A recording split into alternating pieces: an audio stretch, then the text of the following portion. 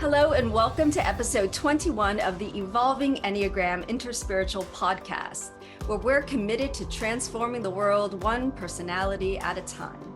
I'm your host, Rev Nhien, founder of Evolving Enneagram. This is the second of 3 episodes in our mini-series on attachment types 3, 6, and 9. I'm grateful to be back here with Enneagram sex and relationship therapist Lyndsey Fraser and Valerie Wanaker. So I lead with type 3, Valerie with type 6, and Lyndsey with type 9. So our mini series is titled Summer Lovin'. Today we're going to get personal and share about how we show up in love, relationships, even sex. If you're new to this podcast, welcome. So definitely check out episode 20, where we define our terms a bit, chat about object relations, and like distinguishing between attachment theory and attachment types, etc. So before we launch into more personal sharing, I wanted to invite Lyndsey first to share just a little bit more about this concept of the belonging figure, which was new last episode to both Valerie and me. So with that, Lyndsey. Hi, yes. So the belonging figure is a term that I received from Dr. El Serbini, and it's one of the terms that I have connected with the most. So what belonging means is it is about the object of relation is the attachment, or is the nurturing and the protective figure, as well as the relation between the both. And so the idea is that it actually becomes more about sort of the family or the environment that you are in, that you are actually in relationship to. So for me in particular, when I have been learning about object relations and hearing about different theories and different ideas, sometimes when I would hear the double attachment, because I'm the 9, so I'm doubly attached, something didn't just quite fit for me. And when I heard this belonging term, I was like, yes, that is exactly what it is for me, because it's actually more about the environment. And so I'm speaking more from the 9's perspective as an attachment type, in the sense that it was more about the family environment, sort of creating the peace and calmness and the serenity that I wanted, that I was really attaching to the object that I was. And also being social, I could see how these two could be confused sort of for the similar thing as well. But the social, because I'm a social dominant, is actually quite different, in the sense that the social piece is much more about belonging in groups and community. And do I have a position? Do I not have a position? And very different than sort of that internal struggle that I have, or that thing that I'm attached to, which is like, can my family members create serenity and peace in my environment, and sort of how I adapted myself to sort of reach that. And so for me, the belonging term really hits sort of what it was that I was experiencing. And I had struggled a little bit before with sort of the double attachment term that some teachers I know use as well. So that is sort of where the idea of that comes from. It's a both end. it's the unit. So it's like, I am attached to the protective figure, I'm attached to the nurturing figure, but I'm also attached to how they relate and interact together, and how that creates my environment. Yeah, that's so interesting. I mean, this idea that it's not 1 + 1 = 2, like there's a third entity in like that larger relationship of like, it's not just the protective figure, not just the nurturing figure, but there's but it sounds like in your experience, like there's a third entity, which is the unit that's created out of the addition of both together, if that makes sense. Yeah. So what an interesting perspective. Yeah. Thank you. That's so helpful. Yeah, exactly, Nia. That's exactly what I'm talking about. Yeah, it's so interesting. I love that you shared more about that, Lyndsey, because I remember when you first brought this term and I was like, I don't know what that is. But I'll just say a little bit more about like kind of like the classical teaching, I guess it might be, is that the 9, 5, and 4 have either double attachment, double frustration, or double rejecting. So they are rejecting or frustrated with or attached to both the protection and the nurturing function. And so, yeah, when I hear you talk about the belonging, it makes sense. And I'm just going to say it back and kind of holding it with this other frame. So the way that I was trained with the Enneagram is I studied what's called the Embodiment method. And so really the way that I learned the Enneagram was through like trying on the type, right? Like understanding the energy, understanding like if I have these kind of defense mechanisms at work, or this, my personality is like, what does that actually feel like in my body? then that actually helps me understand more so what behavior is going to come next, right? Or like why I would have this kind of set of emotions or the set of behaviors. So I'd like to think about the object relations that way as well. So if we were to take the 4, for example, who's frustrated with protection. So it's that sense of like what I do, right? My path, how I'm guided in the world, that 4s are frustrated. It's like the thing that I feel led to do or guided to do or how I want to be in the world, like actually doesn't fit here. Like the world wasn't made for me, or the world doesn't match me, something like that. It's just like what I'm trying to put out is not landing because this isn't really the space for it. You know, it's that like, kind of frustration. And then also with the nurturing, right? That experience of feeling psychologically and emotionally held, feeling nurtured, feeling cared for, it frustrated with that as well, right? It's like, then also who I am is not being met. It's not, and not like people don't want to or they don't understand, but it's like, but the world isn't actually capable of experiencing or seeing my value because they're not on the same plane, right? So both of those things then combined, when I hold that in myself, it feels like, yeah, I don't want to belong. Right? I don't want to, if that's what it means to belong, is that I have to want these other things or do these other things or be seen this way. It's like, I don't actually want that.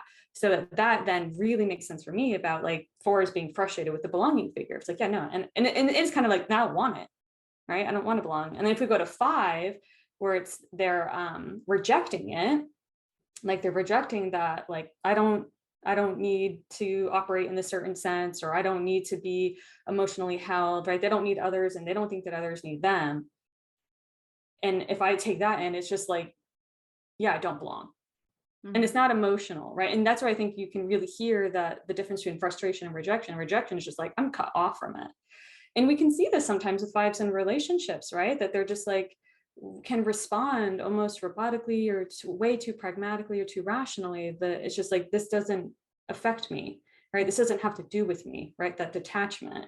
And it's like, that's your problem, that's not mine, or like, those are your feelings, like, don't put them on me, you know? And but again, coming back to the opposite relations, that with the belonging fear, it's just, yeah, like, well, I don't belong. It's just a matter of fact, I don't really have much feelings, but it's fine.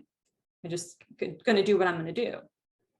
Yeah. And so yeah. I was smiling, Valerie, because I'm married to a 5. And so when you're describing some of those relational experiences, like, yes, I have experienced all those things in my relationship that you have just said. So I know our listeners couldn't hear me or see me, or they can't hear me smile. They couldn't see me smile, but I was kind of like smiling a little bit because I'm in relationship with a 5, and those things really hit home for me when you said that. Yeah, I've felt it too with 5s in my life, for sure. Yeah, wow. No, I so appreciate like how you extrapolated, Valerie, on what Lyndsey was sharing about the belonging figure. I think I have a more even like felt experience of that. And I think maybe the word figure is what throws me off about it. Like, it's almost like, it becomes like the universe, right? It's like like, if I don't connect here and I don't connect there, it's like the whole freaking universe. Like, I don't belong. Like, I'll reject it, or I'll keep trying and stay frustrated, you know, or else like I'll keep endeavoring for like, you know, to stay attached or connected to it, whether through my morphing, etc. But like that felt sense of the world, right? Like, these are the 2 figures that embody the world. And then it creates like a sense of my universe. Yeah, that's pretty profound. And I can also imagine how within that too, like, I want to be careful because, you know, especially talking about the 4s, right? When you were talking, Valerie, I was like, oh yes, but we don't want to go there to where, see, this is why I'm exceptionally like traumatized, right? Like there's a sense of that for all of us. Like there's, we can tell a story that this makes it worse for us, you know, but it's like, but every type's issue is the worst for them, right? You know, just reiterating that notion, right? And with that, I want to actually go forward. Lyndsey, we were wondering about who would start talking personally about themselves. And since it feels like you already launched into this, I'd love to hear about just like your experience in 9ness around relationships and partnership. Yeah. I mean, I think what's interesting for me sort of in partnerships or relationships is like, I, up until my marriage, I don't think I knew what I needed or I wanted. I was doing a lot of not even knowing it, accommodation to the people that I was in relationship with, to try to sort of keep the environment in that calm state, in that place that I wanted, sort of navigating around, and again, I think that, one of the things too is like the navigating piece probably is my social piece too, right? So I'm navigating and accommodating is a lot of what I was doing in relationships. And, not knowing what I wanted, who I really wanted. It was more and less that up until my husband, partners chose me. I didn't necessarily choose them.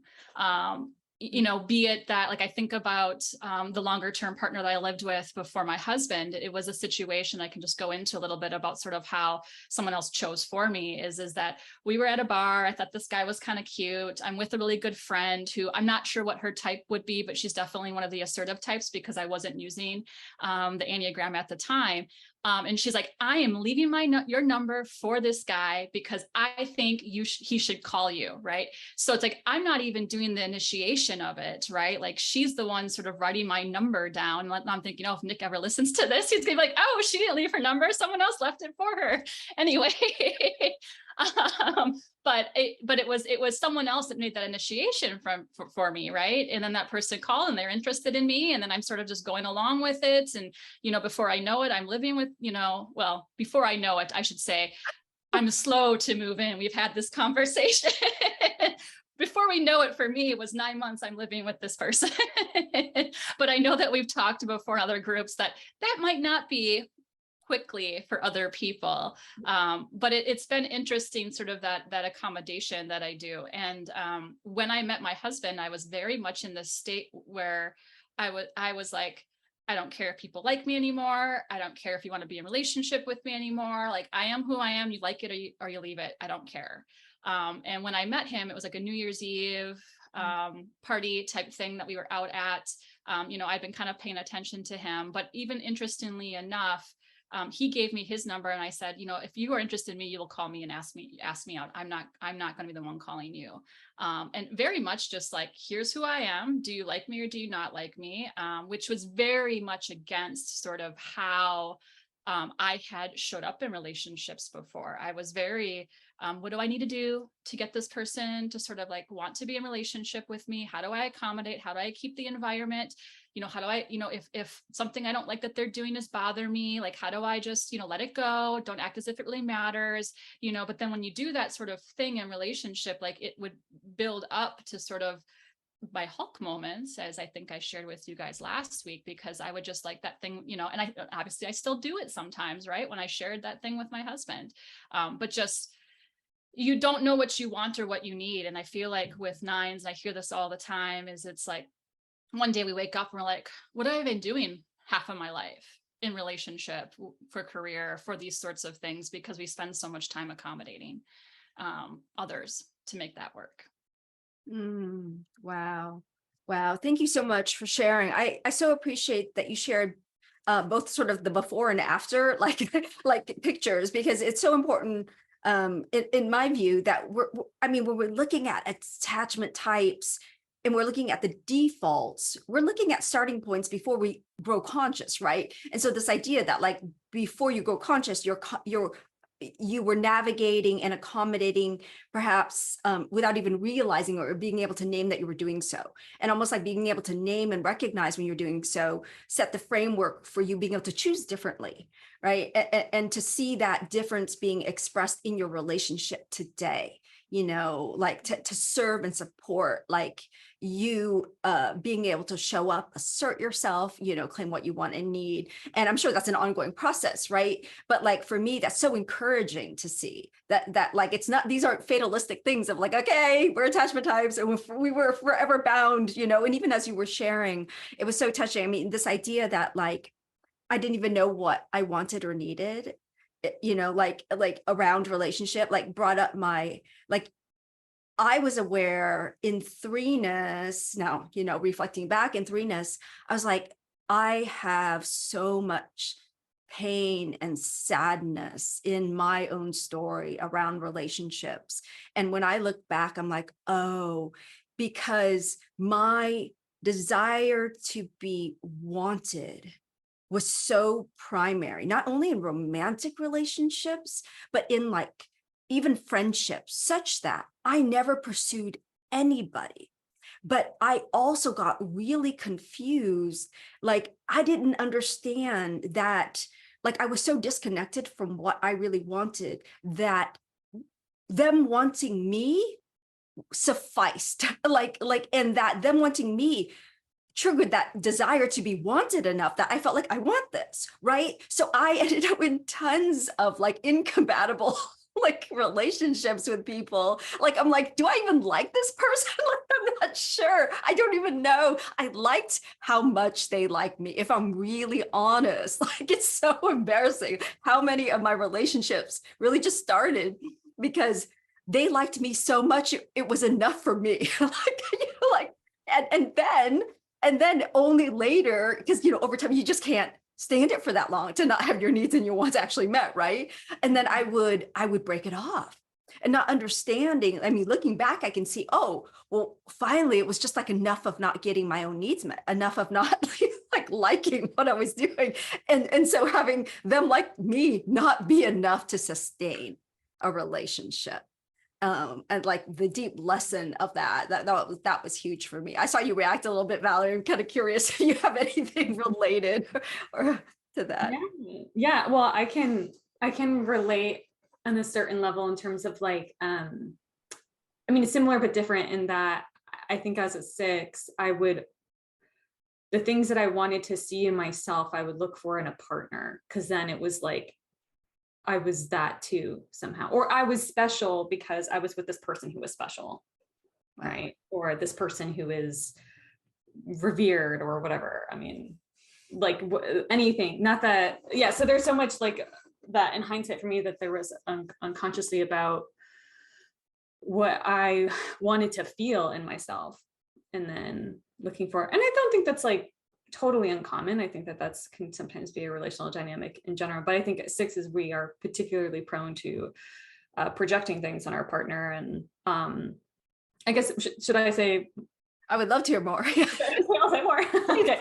I'd say, especially in terms of like being an attachment type, I think a theme that was really common that when I, in hindsight, that I would look back at is that like I was kind of always unconsciously looking for someone who this is going to sound so bad, but like someone who was smarter than me, or who I felt was smarter than me, or I felt was more intelligent than me. But I think if I were to really qualify that, it's more so like, because it wasn't, like IQ necessarily, but it was more like that they had a similar worldview, but I had the sense that they knew more of it. They had a better grasp on what's happening within this particular worldview. So first we had to share it, and then they had to know a little bit more. And then that, I think, gave me the sense of like, okay, I can trust this person, or I feel safe with this person. Because there were some people who I remember I really liked them. I'm like, man, this person's like perfect on paper, and I love their personality. It's like, but like, I feel like I know more than them, and that's not going to work for me. Like that felt like not, and the fact that that was a thing that I was, noticing or feeling or just so attuned to, I think is very much kind of like that 6 with the attachment part, because for me, it's never been about like, I need the financial security or the la la la. It is this other piece that it's like, if I feel like I know more than you, then like, that's not safe.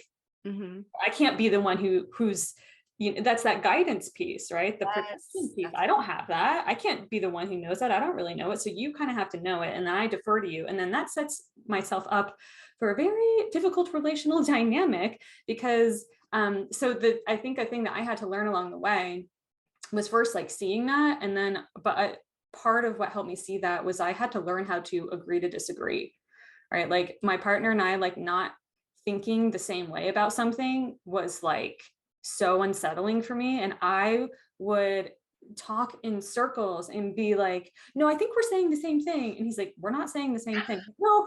And then I'd say it a little differently. He's like, no, he's like, that's still not what I think. And I'm like, yeah, but like, I don't know. I think we're seeing eye to eye. And like, and I would try to push and shift my perspective, but like, I couldn't really, because I was on something that felt true for me, but it was different than what he thought. So it was eventually like, oh, right. Like, it's okay for us to see this differently, and to create some space in that for that to feel okay. But it's hard. That's a hard one for me. Wow. Wow. Yeah. Like there isn't a six I know who hasn't talked about almost like this need for consensus, almost like as a basis or agreement in some way as a basis for safety or security in some way. So like it's just kind of interesting to hear the nuance of that for you within like social sixness, like that feels more about like worldviews or belief systems, than it is necessarily on other aspects of agreement, right? Like, yeah. Yeah. And it's definitely like that consensus. Even when I'm in a group, it's like, as long as I have it with one person, it's like, I don't need everyone to agree with me, but I need to know that someone who I think knows more than I know is like, yeah, that's the right way to think about that. Powerful. Wow. It just struck me. So you both talked a bit about like sort of the evolution of your way of relating within the context of your relationship. And it struck me to share as well, like, because obviously like, no, when we know differently, ideally we start to do things differently. And I know that for me, like the relationship, my partner right now, we've been together, I don't know, 4 years or so. Like it would have been an impossible relationship years ago. Like, because he like, like he validates me zero. like, like, like I have to fish so hard for like a basic, do I look pretty today?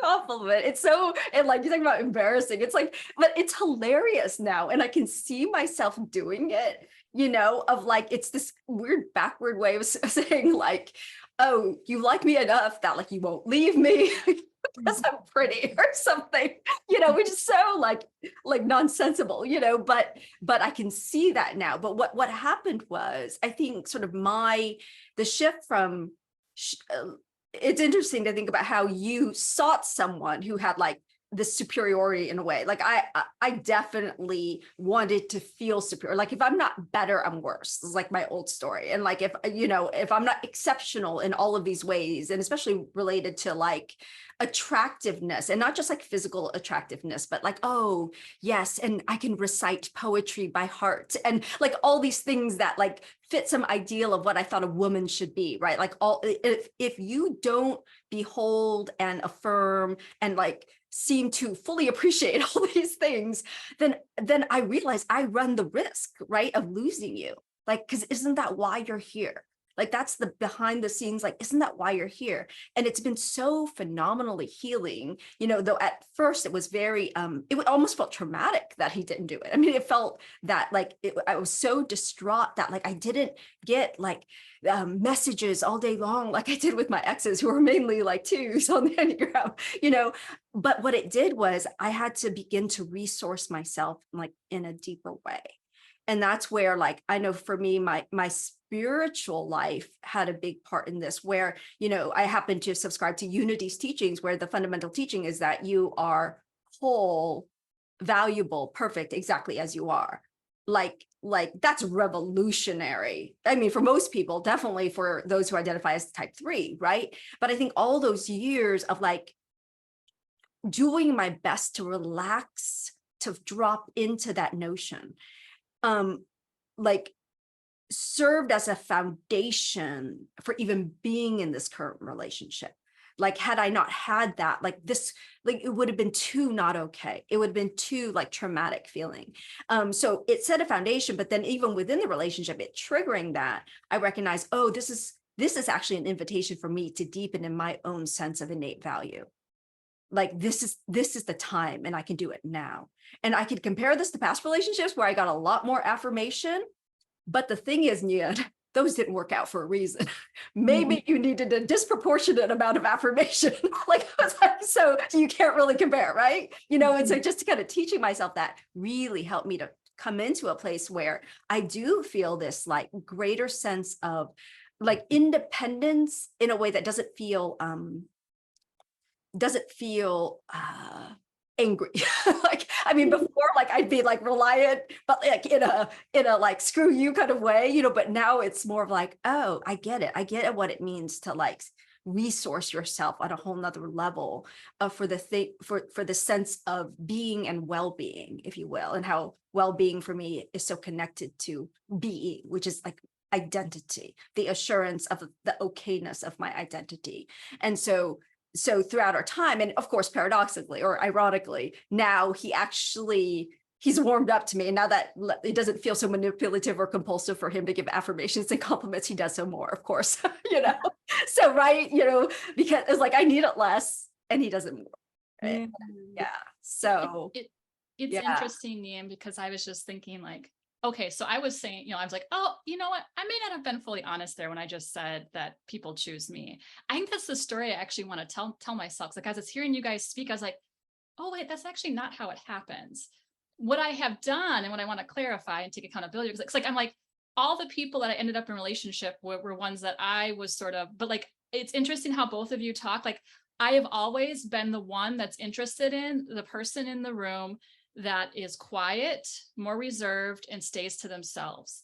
They're the cute one in the background that doesn't really date that much. And I don't know what it is. Maybe it's because there's part of me, like they'll provide the serenity because they're kind of more, I don't know, but like, I was just like, when I was hearing you guys speak, I was reflecting, I'm like, you're not actually being fully honest here, Lyndsey. You've actually pursued awesome. most of the people that you have been in relationship with, but you do it in a very passive way. So it's like, so for instance, with my first longer term relationship when I was in my 20s, I would try to catch his eye.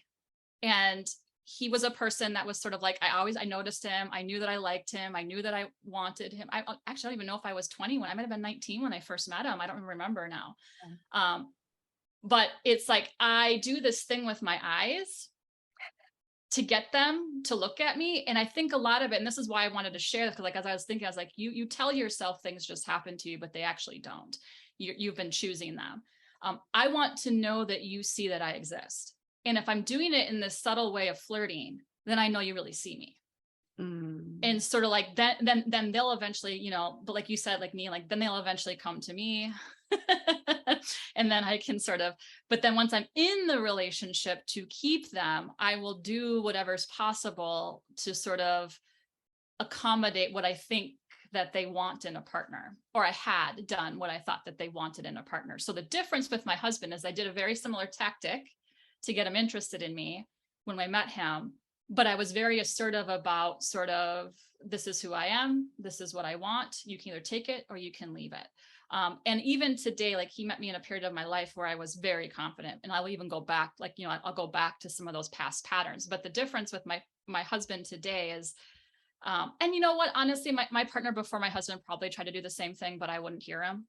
I would just push him off. My current partner, like if he recognizes something where like, I'm not voicing a need, or I'm not saying, like he senses it, he knows it, and he'll just be like, there is something you're not saying, and I know that you need something, or you're frustrated about something, and you need to just say it. And I think also I wanted to kind of share that piece is like the partners that we pick to be in relationship with. Like I need a partner that has the capacity to call me out of my stuff, right?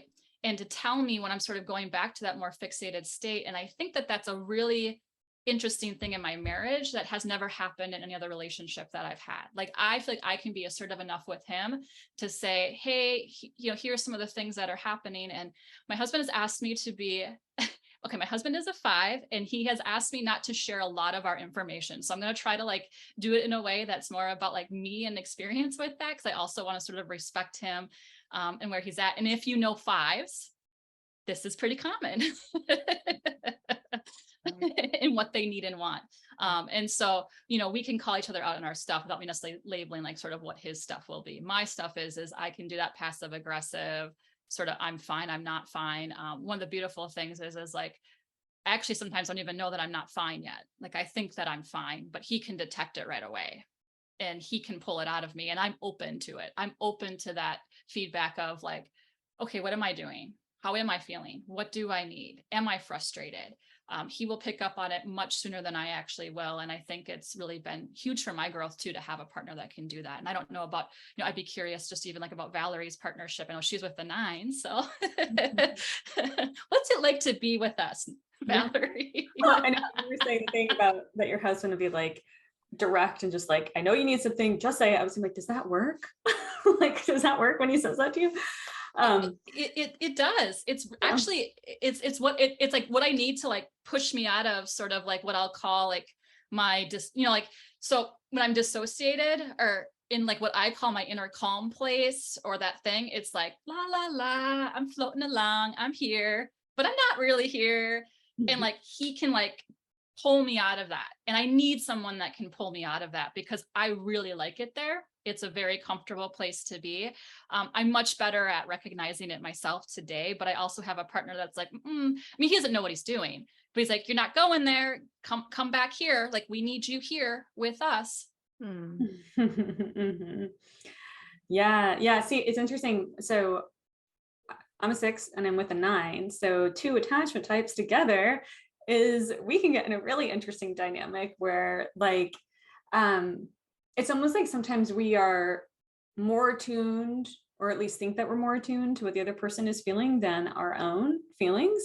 And in our own, we each in our own way kind of end up projecting some of that. Like a really funny example that we do a lot is like, he'll be like, are you mad at me? And I'm like, no, are you mad at me? Like, Awesome. Yeah. Because sometimes it's like, he'll ask me that. I'm like, wait, but like, he'll ask me something about my feelings. I'm like, no, like, I actually am fine. I'm like, so maybe that's yours. Maybe that's your feeling you're feeling right now. But there are also a lot of times too, where it's like, he's able to point to, because I can really not be in touch with what I'm feeling. I can just be like so in my head. And also I think being self-preservation blind, I'm not really like living in my body a lot of the time. So that combined with the 6ness, so it's hard for me to take the time to really go in and remember to go in and be like, okay, how am I feeling? How am I doing? Right. Because I think with the social sexual, I'm just like out here, other people's lives, other people's feelings, other people's dynamics, that space. So it takes a lot for me to remember to like, oh yeah, like, how am I? So, and my partner's a 9, so he's really sensitive to how I'm doing. And so he'll often point to, he's like, well, you're talking really fast, or you seem really tight, or you're on edge. And so it's like a really sweet kind of gentle invitation for me to be like, oh, right, like I'm stressed, like, oh, I'm tired, or oh, I'm hungry. It's usually something like kind of basic like that. And I really need that. And I'd say that's something that's really important for me in my partnership. But yeah, we can definitely just get in this kind of circular thing where it's like, who's feeling what right now, or who's adapting to who's moving around who, and they'll be like, I thought it was you. It's like, well, I thought it was you. So we both have to kind of like resettle back in and are always kind of working on like our like holding our own, right? Like holding our own emotional energy, holding our autonomy, not merging with each other. It was funny for me to realize that he was a 9 because I actually thought that he was a 4 for a really long time. And part of that, I think, is a big part is like re-understanding what 4 really is.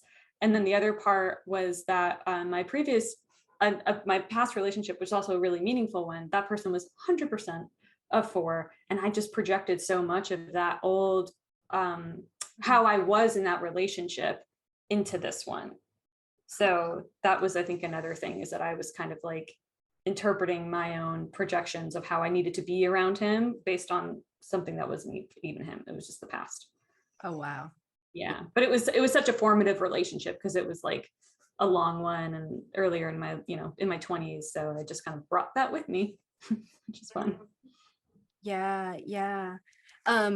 This question of how do we show up in relationship, and also what do we think we need from relationship? As the both of you were talking, I was kind of sort of pondering that question of like that which we actually need, like thinking about how the things that we wouldn't consciously look for, but that bring like parts of our wholeness forward, right? Like Lyndsey, like having someone who is nuanced enough, observant enough, but quiet and gentle enough to call you forward from that, the place that you called your inner calm, which is actually like a more dissociated place, to come back. It's like the re-entry and re-engagement in the world. How beautiful, right? But this idea that like there's, I think, I tend to believe this, that the things that kind of like where we're wanting to, I don't want to say grow necessarily, but come into or unfold, like into a sense of like our own wholeness. Like, I think that it's just a precious moment when we can experience partnership in a way where we're like, this is not exactly what I'd say I want, right? Like, I'd say I want someone who just adores me, like kind of like this, if I'm honest, but I don't really, right? But there's a deeper part of me that wants to come out. And that part also feels more reassured in the knowing that, oh, it's true. Like that kind of stuff that I thought other people cared about or valued, like you don't seem to care about that much from me. Like you don't need me to be like on or attractive or whatever all the time, right? That's so deeply healing. So even like behind that is that what I really need is to know that from someone, right? First to know it from myself, right? But the additional perk of relationship is like to have space within myself to experience that from another, right? And I hear, Valerie, that like you have that safety in your relationship as well, kind of, to be willing to, it's paradoxical, right? Like, because he's safe, you're able to kind of find your own grounding more. Like there's something in that is invitational in relationship, right? Yeah. So just reflecting on that for, I think, all of us is just fascinating to witness, to see. And it feels very precious to me. Like years ago, again, before I knew I was a 3, one of my spiritual teachers in Unity back in California, this was like 2005 or something. He's like, "Oh, Nhien, for you, God is relationship." I'm like, what? But I think, thinking back on it, I was like, oh, there's something about how I probably overemphasize the importance of relationship, right? As like the core of my value. But also there's this sense of how in relationship, like almost like relationship as a path to wholeness, right? To recognizing the parts of myself that didn't feel whole in the first instance, and again, moving from the default of what am I attached to as a default versus where can I move toward in knowing, in becoming non-attached, and I say that from a more spiritual perspective, where then I'm not needing something from someone that violates their own autonomy as a person, right? Yeah. So any thoughts about that? Yeah, well, I mean, that just reminds me of kind of what we talked about last week too, that part where attachment types feeling needy right now, that it's like when we're able to kind of tend to the wounding or the relational repair that we need in order to take care of those parts of self, in terms of like the nurturing, the protection, the guidance, the belonging figure, right? When we're able to see that, when we're not outsourcing that onto our partner to give it back to us, then we're actually really able to be in relationship with that other person. Like when I'm not requiring my partner to hold this larger worldview that I can trust, I get to actually have my own, right? And I'm fully respecting where he's coming from. And then I actually really get to see him for who he is, because as long as I think that, whatever kind of projections I'm doing, or, the adapting that I'm doing to try to like make it safe for myself, I'm not really actually able to see him where he's at and for who he is and really accept him. So it's really like kind of having to untangle some of that, which can feel scary at first because counter to what we know about relationships. And I think for myself, the way that I tried to defend against that earlier on was I was actually quite avoidant, right? I was pretty distant. I was not, I think a thing that I said that I would have needed in relationships was space. Like if something happened, if my feelings were hurt or we were, there was tension, like I would disappear and like go deal with it myself, like a cat like goes behind the fridge, like licks its wounds and like comes back out and like, okay, I'm okay now, but like wouldn't actually talk about any of it. So I think that that has been like a huge growth part for me, was also being able to own what's mine and share it, and not feeling like I have to hide it if it doesn't match, or I'm afraid that it's going to be rejected, or that if I share it, that means I'm going to be needy, or, you know, whatever my kind of fears around commitment can be. So really trying to like hold all of that for myself. Mm. Wow. Yeah. Beautiful. Beautiful. You reminded me, this notion of, I mean, even the term object relations, right? Like, to me, embedded in it is this notion of interacting with others from a more objectified way. Like, in that, like, right? Like, but, and understanding object relations as and our personal experience within that as the beginning of going past that. Because even as you were speaking, I was like, oh yeah, and of clearly, like, if I'm thinking about what I want from you or what affirmation I need, I am not seeing you. I am not seeing the wholeness of you. And I think that the additional piece to that what you just shared reminded me of from my own life experience is, I mean, when I'm only seeking affirmation, obviously you are an object of either a thing that doles out or doesn't, right? And I can take it or leave you. Like, that was my old way. But now, like, I think the word precious keeps coming up for me. I feel that in my partnership today. And I don't want to say it's the only time I felt that, in partnership, but like, I feel it deeply because of the movement goes the other way. Like, I value him. Like, so it's not just about being valued. It's like, I value him. And there's something about me as subject and not object in that. Like, like, there's something about, and then him as subject. And so the interaction of like two complex human beings and our beingness in that moment, like, is allowed to arise more because I'm not fixated on this one thing that I want to attain from another person, right? Like, that's something I've been really relishing, that, and how good that feels. Is not to be appreciated, it's to appreciate. It's not to be valued, it's to value, and what that does for my own sort of like my heart space. And as you were sharing, Valerie, I'll add, and then I'll hand it over to Lyndsey in a second, but like, I want to add that I hear that protective figure as being your attachment, in that, like, it's structure, right? It's a belief system. And for me, I can definitely, even the words precious and like value, like how the attachment is that, like, the nurturing figure. It's that the longing for that, like, it's a softness that it's moved me into. The opposite of that, like, solidity and firmness of being, it's like a softness of being that I get to inhabit more and more, that I didn't feel for most of my life, Yeah. And I want to, so yeah, I want to share that and then invite you, Lyndsey. I'm very curious about how that might play out with like this belonging figure sense for you. Well, it's really interesting because like the thing that I've had to find is actually myself, because I've accommodated most of my life to my environment to keep it the way that I wanted, which is I want things calm. I want people, can you just all sit, read a book, keep it quiet, all of these sorts of things. And I thought that I had to move to everybody else needed or wanted to sort of create that. And so, when I hear you say, it's like, so for me, it's actually having the balance of partnership versus me merging into the other person and accommodating the other person and basically becoming the other person. It's more about like, I need to have that balance of like, where am I? Where is my autonomy? Who am I separate from the relationship?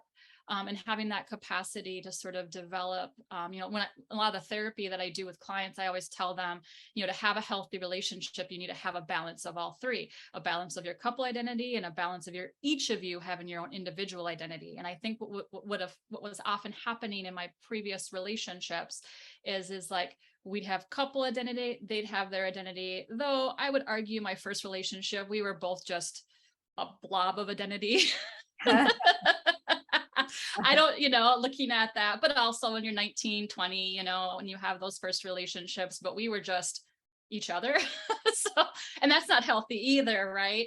And then, and so I think like in my marriage, it's very much, there's the relational and then there's the individual identities within that. Each of us have that, and we have a very strong relational, very strong individual identities of parts of who we are. And to me, it's been that balance. Like I needed balance. I needed balance in all three to sort of exist. And a lot of it has been giving myself space to know what I need or want, and also stop getting frustrated and angry with everybody in my environment for not keeping it the way that I wanted. So I used to blame everybody else, like, like you're creating the chaos, you're creating the noise. What is wrong with you? Why can't you just be like this? And I think like my huge growth point is like, that was never about them. It was always about what I wanted. And so, also I think like that interesting, thing with nines is like, we think we just like that, we think we just give everything to the other person, but actually in a lot of ways we have like this gut sort of like, we're going to let you know. I might not even know what I know or what I want or what I need, but I'm going to make sure you feel it if I don't like how this environment feels right now. And, and I was radiating, I think, a lot of this frustration and anger and uncomfortability for people around me. And it's like, I was creating the environment I didn't want because I wasn't voicing what I needed and wanted. And even today, like, I think the thing with like growth is it's like, I've come so far in this and I have the ability to assert myself, especially in bigger things, but I still struggle sometimes with smaller things that actually will create that.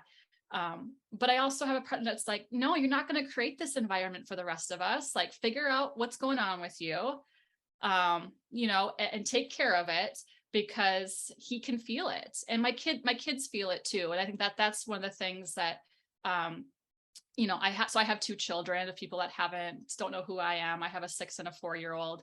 And I think in relationship with children too, is they have reflected back to me a lot of the things I'm like, oh, I had no idea I was doing this in the environment for people. I had no idea that I was making them uncomfortable when I get frustrated, and it's like, I'm not saying anything, it's all inside here, but I have created really good relationships with my children in the sense of like, they can say, Mommy, the way that, Mommy, it seems like you're really angry right now. Mommy, when you yelled at me, that hurt my feelings. And I'm like, I don't yell. Yeah, I do sometimes. I think we all do sometimes. But, I think that like that, even that relationship with my children has actually been one of the bigger growth pieces, even more so than my partner. But, the biggest growth for me is holding on to my autonomy and not totally becoming immersed within the relationship, and then getting frustrated or angry when I don't have my autonomy. Wow. But I created it. Wow. Thank you so much for sharing all that. Like, so clarifying for me. And I don't know if this is accurate or not, but there's a line that jumped out at me as you were talking, Lyndsey, like in relation to the belonging, like I had this moment, it's like, oh, is it the case? Is it that initially with object relations, it's the attempt to enter into belonging, like enter the field of belonging, right? A place you go to versus a place you come from.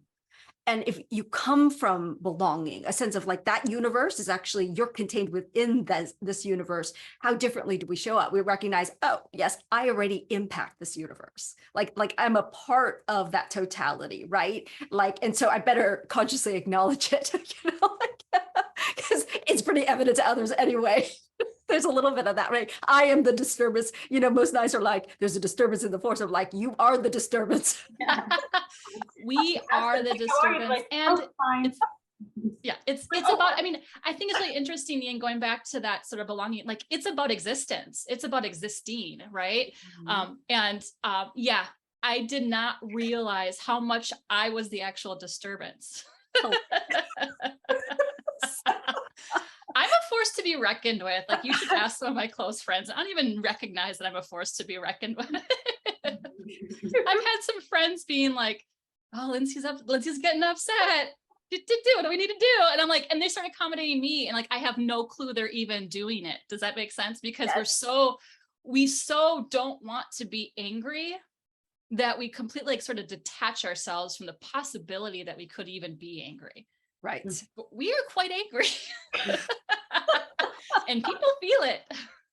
Yeah, absolutely. I mean, again, it's hilarious to me how many nines are like, I'm going to 8 because they get angry. I'm like, anger is in the 9, you know, like you don't need to go anywhere. Yeah. You know, so, but it is the powerful difference is, I mean, you both spoke to this last episode, right, Valerie, like when you owned your fear, and Lyndsey, as you own your anger, that's the difference. It's like the stuff is in us, and I was talking about shame and sadness within me, and it's like it acts up in inopportune and unskillful ways. Not conscious of it, right? But it's like when we lay hold of it and like sort of welcome ourselves with it, I think there's some different way we show up in the world, right? We inhabit that. There's like, it's, to me, it feels like self-love, right? It's like I'm actually like letting myself be who I am. That's the way I frame it, right? In my own like image type structure, right? And to proceed from that place and to recognize that people do it all along.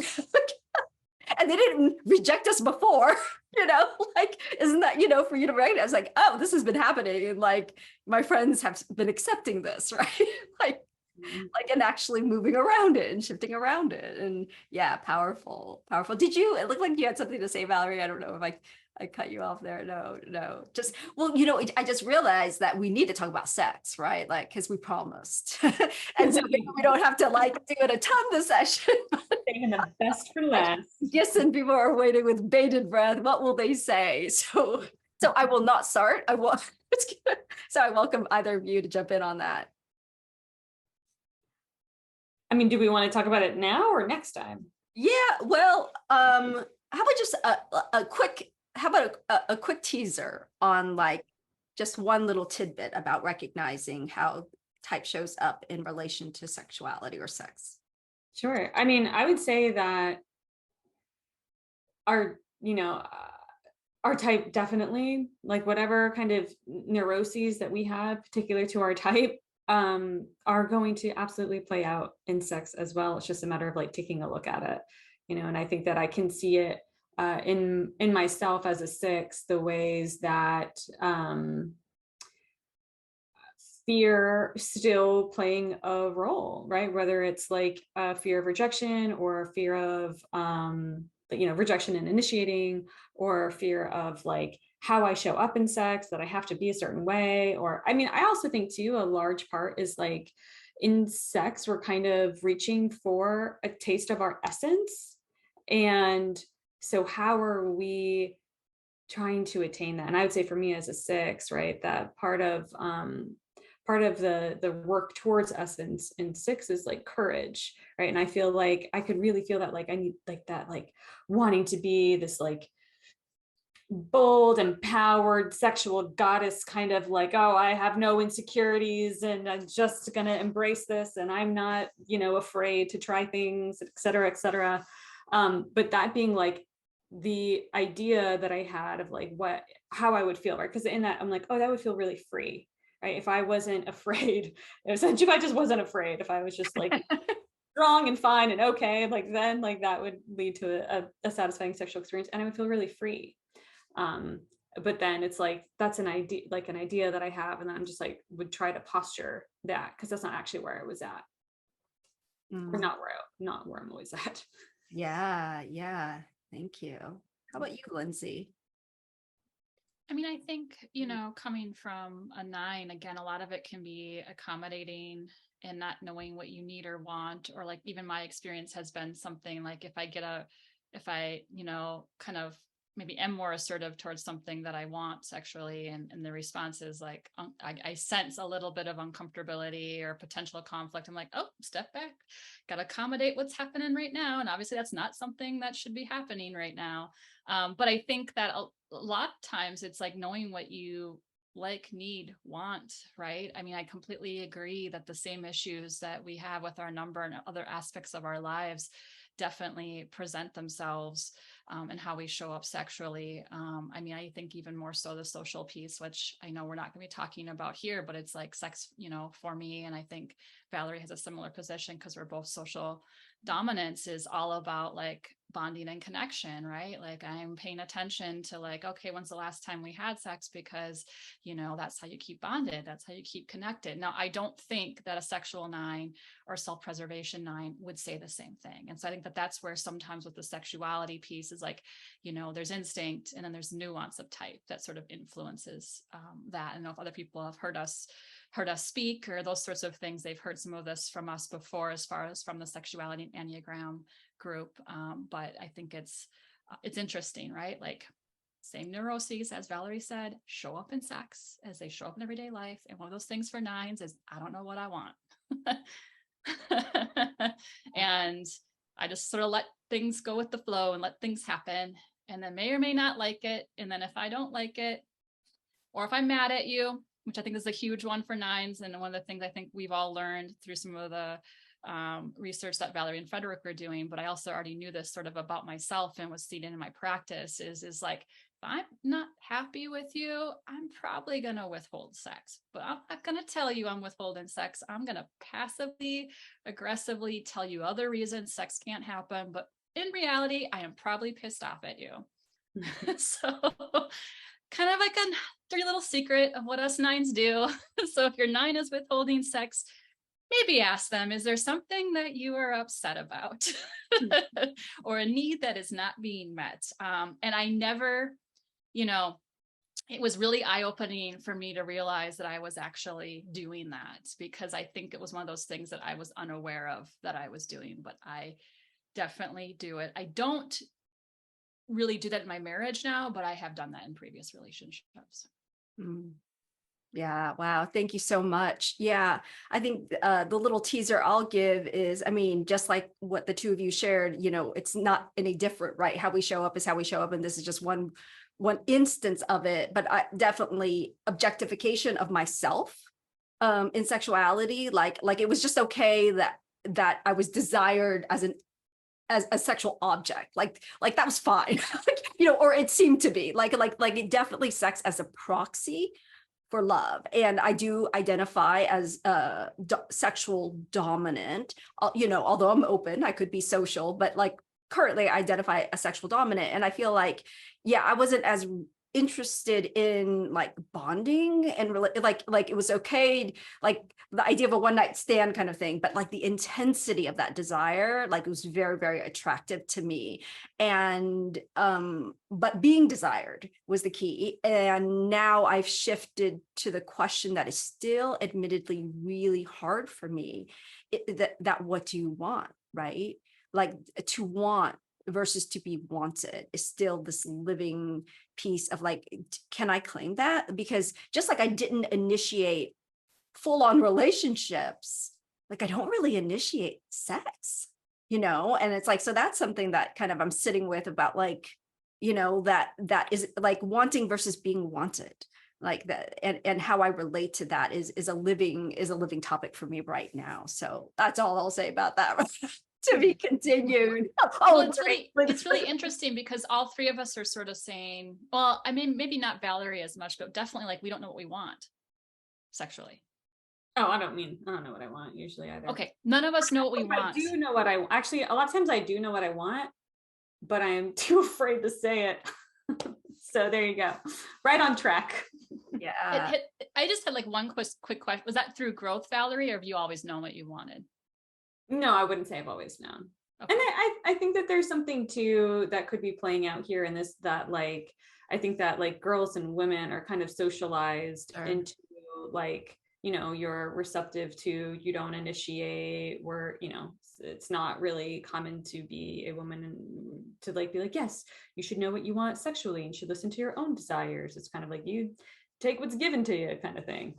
So I think that there's an aspect of that as well. And maybe probably we're more susceptible to those messages as attachment types because we're adaptive and we can do that.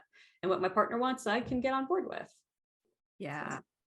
Yeah. Thank you. So more about sex next episode 22. And so we'll focus on that next time. This was just a little teaser. And definitely, I think bringing in the instincts would be really valuable and critical in this. I think it's so intertwined, right? That I think that will be inevitable. But thank you so much, the both of you, for being here, for sharing your truth in this moment of our lives, right?